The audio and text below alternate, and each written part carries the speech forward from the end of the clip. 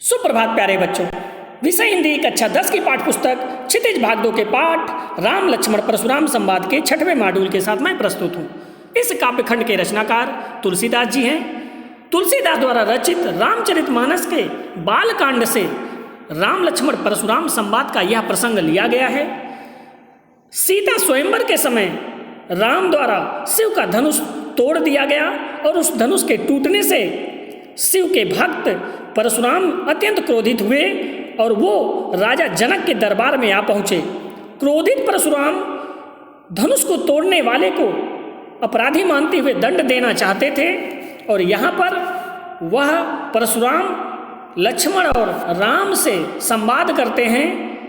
यह संवाद रामचरितमानस का एक भाग है और रामचरितमानस दोहे और चौपाई छंद में है, अवधी भाषा में लिखा हुआ है।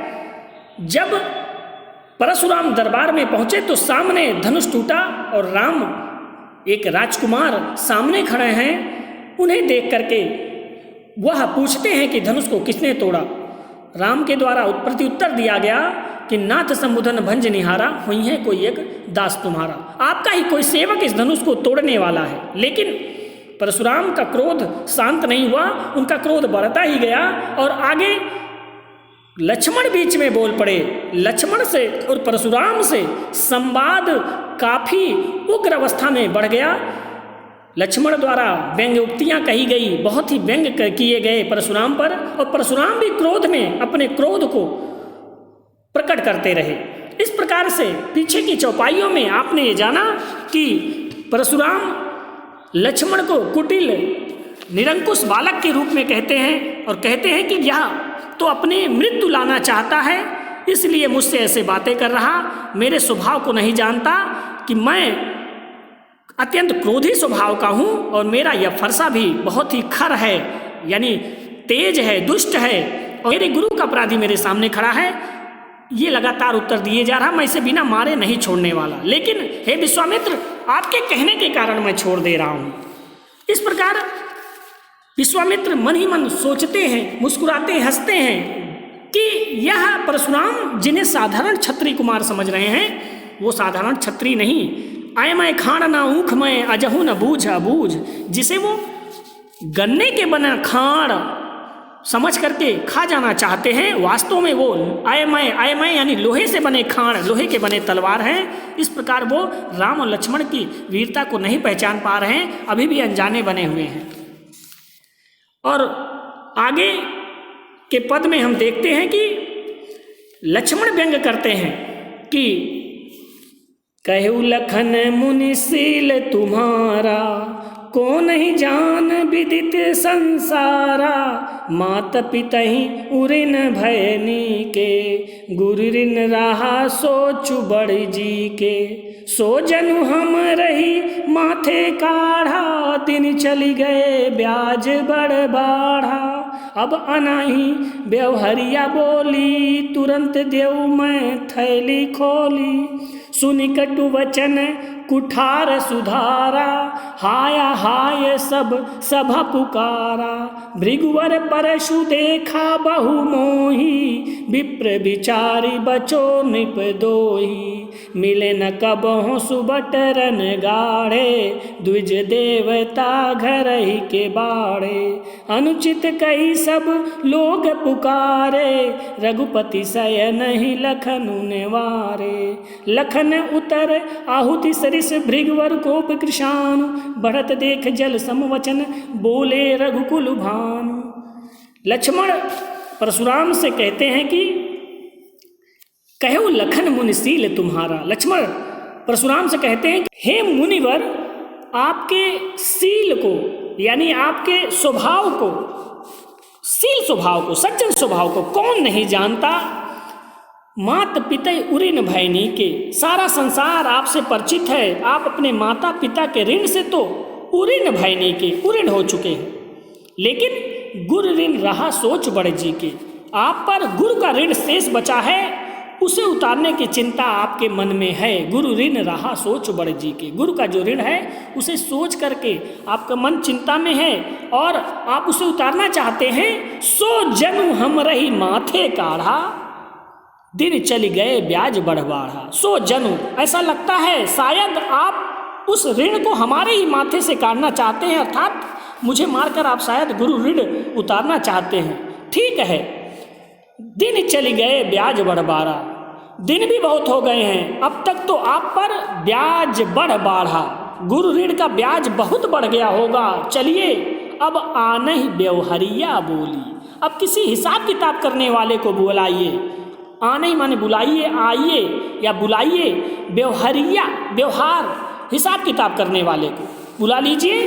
तुरंत देव मैं थैली खोली, जो हिसाब किताब यानी व्यवहारिया आएगा वो आए और मैं अपनी थैली खोलता हूँ, तुरंत सारी राशि चुका देता हूँ जो आप जिस राशि को लेकर चिंता में हैं, जिसका ब्याज बढ़ा जा रहा है। इस प्रकार लक्ष्मण के मुंह से ये कटु वचन सुनने को मिलता है। परशुराम सुनि कटु वचन कुठार सुधारा, हाय हाय सब सभा पुकारा। सुनि कटु वचन, लक्ष्मण के मुंह से कटु वचन सुनकर परशुराम ने कुठार सुधारा, कुठार यानी अपने फरसे को सुधारा, साध लिया, सीधा कर लिया और मारने को ये दशा में आ गए, इस तरीके से ऊपर उठा लिया। हाय हाय सब सभा पुकारा, सारी सभा में हाय हाय की पुकार मच गई, हाहाकार मच गया।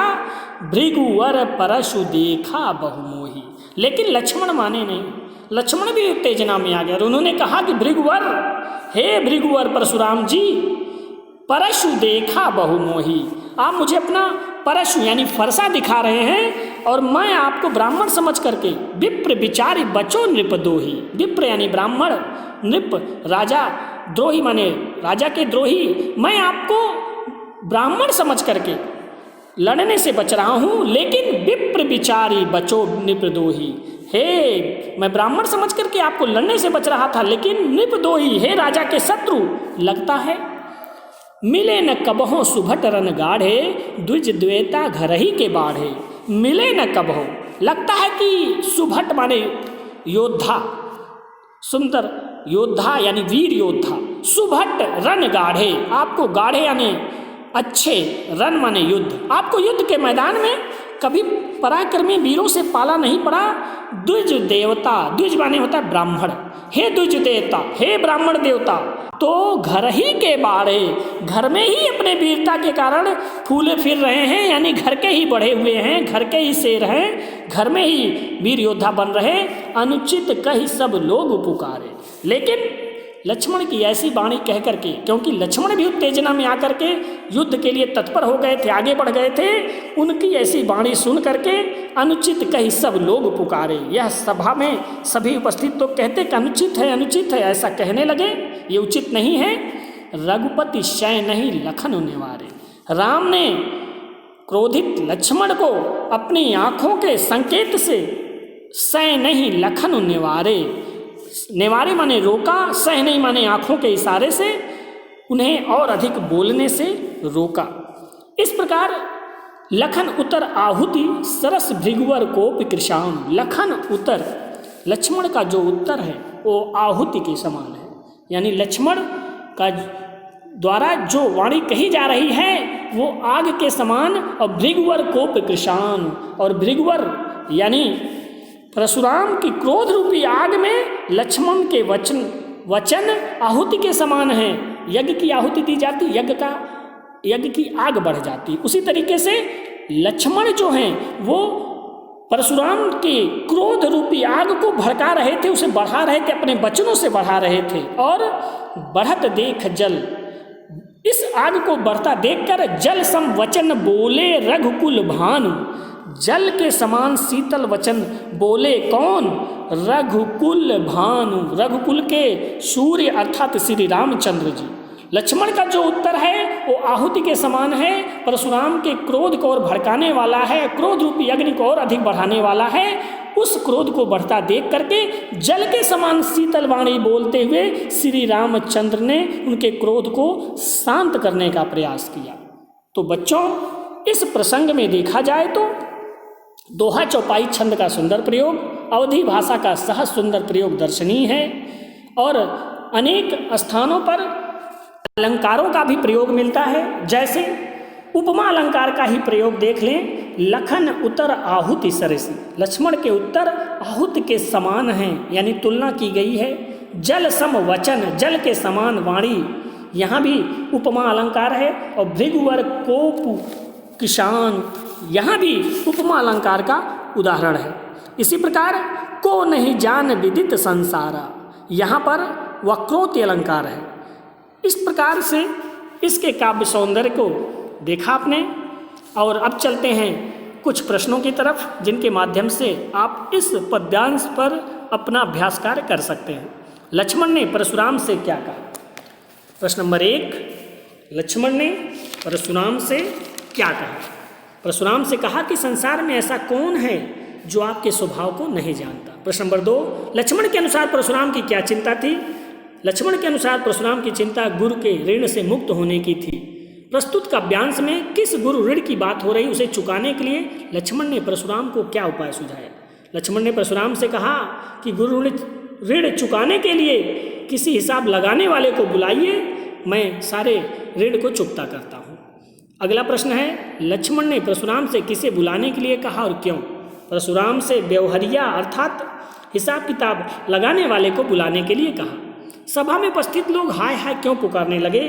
सभा में सभी उपस्थित लोग अत्यंत क्रोधित अवस्था में परशुराम के हाथ में फरसा देख करके लक्ष्मण की वध की चिंता होने के कारण से सभी लोग हाय हाय चिल्लाने लगे।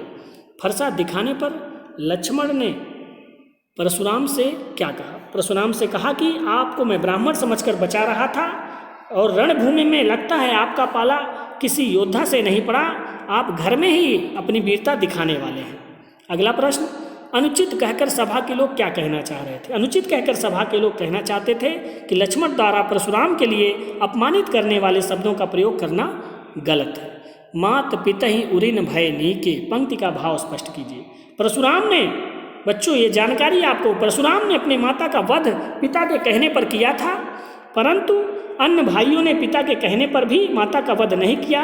इसलिए लक्ष्मण ने परशुराम पर यह व्यंग किया कि पितृ दक्षिणा देते हुए आपने माता का वध करके अपने ऋण से मुक्त हो लिए थे, तो यहाँ पर उन पर व्यंग कर रहे हैं। श्री राम ने लक्ष्मण को अधिक बोलने से किस प्रकार रोका? श्री राम ने सय नहीं, आँखों के इशारों से, यानी आँखों के द्वारा लक्ष्मण को अधिक बोलने से मना किया।